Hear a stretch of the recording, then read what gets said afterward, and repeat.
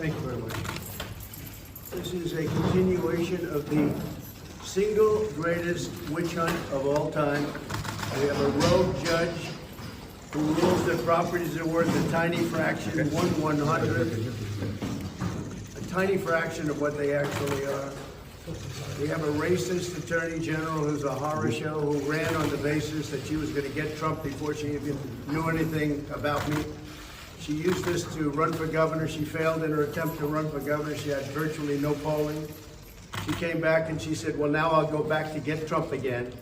And this is what we have. It's a scam. It's a sham. Just so you know, my financial statements are phenomenal.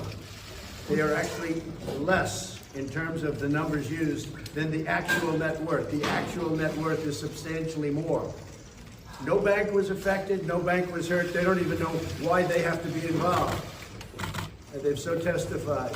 They can't believe that they're involved because they were paid back on time. There were no defaults. There were no problems. And it was like a perfect client. In the meantime, people are being murdered all over the sidewalks of New York. There was no victim here.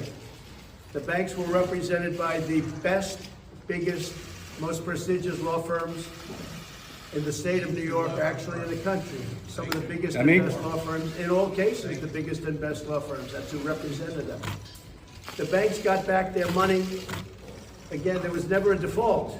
There was never a problem. Everything was perfect. There was no crime.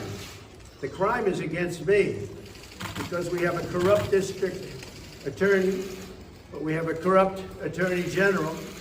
And it all comes down from the DOJ. They're totally coordinated. It's in Washington because I'm the leading candidate. I'm leading Biden by 10 points. And I'm leading the Republicans by 50 and 60 points. That's pretty much, they say, over. I never accept that, but they say it's over. This has to do with election interference, plain and simple.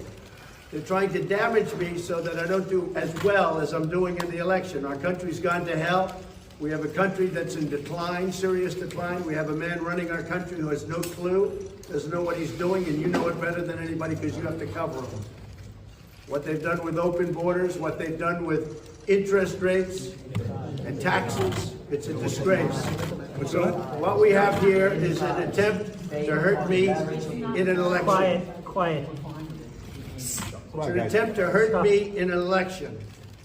This never happened before, where President of the United States leaves office and gets indicted. And the reason I got indicted was that I ran. If I didn't run, I'd be sitting right